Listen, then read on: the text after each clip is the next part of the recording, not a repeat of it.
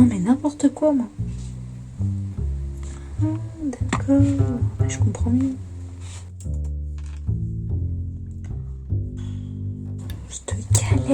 Cette galère.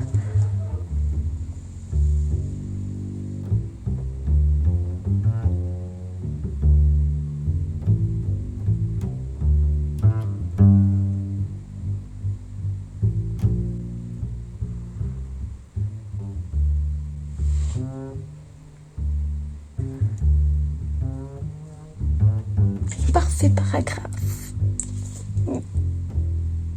Les partitions d'un cœur qui désirait un corps malgré lui, sans que cela ne soit réalisable. La tension grimpa un peu plus. Il songea à nouveau à ses motivations, à ses objectifs personnels, à ces limbes lugubres qui l'envahissaient, seul dans son lit le soir venu. La lune emplissant ses murs, recouvrant les hémisphères de son cerveau dans une ombre obsession. Il songea à s'être attaché de ses remords, de ses comportements, de ses expériences intenses et puissantes. Il prit peur.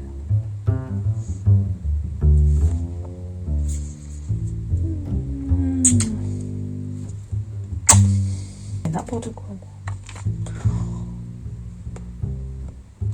Oh putain. C'est illisible. Illisible. Il me barre tout systématiquement. C'est chiant. C'est chiant. Je suis incapable de conjuguer des verbes. Mets-moi un point après péniblement, car tu lances une autre idée après. Tu as raison, Maritza. Pourtant.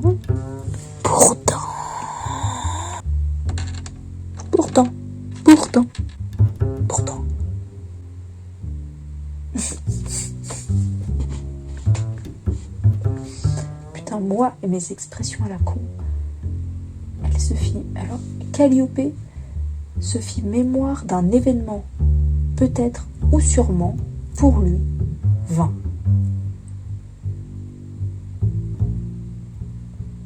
Mais que...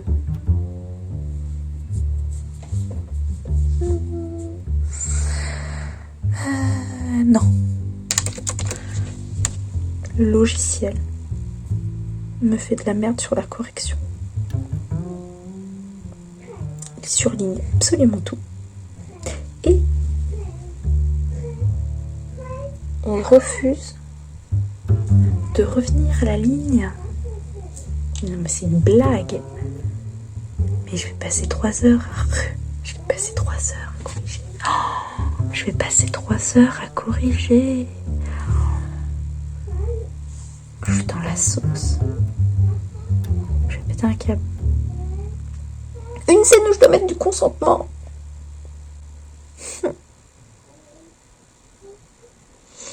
Pour info, c'est l'éducateur spécialisé qui veut se taper Mathilde. Mathilde, c'est la meuf de l'accueil de l'hôtel. Elle a des infos ultra importantes à donner aux espions. Voilà. Possédé fortement, puissance dans des changements altérés, il se coucha sur le dos.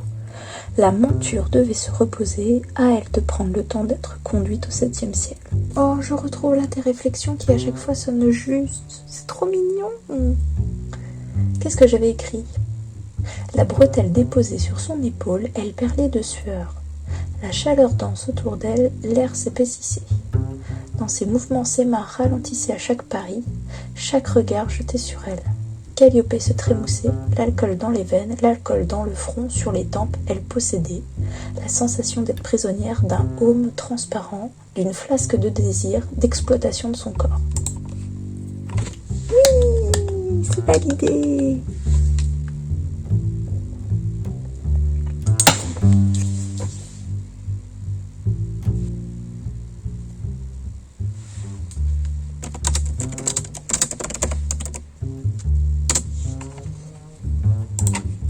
Présent de vérité générale, un présent de vérité générale, mais je ne sais pas. Oh, j'aime bien l'idée qu'il doit y aller sur scène, ça fait un beau parallèle entre eux. Évidemment, j'allais pas envoyer que Calliope sur scène, il fallait que Artemon Yai. Oui, parce que en fait Calliope, elle chante un petit peu au début. Et pour lui rendre la blague, je fais subir exactement le même sort à Artemon un peu plus tard. Allez, chapitre 22.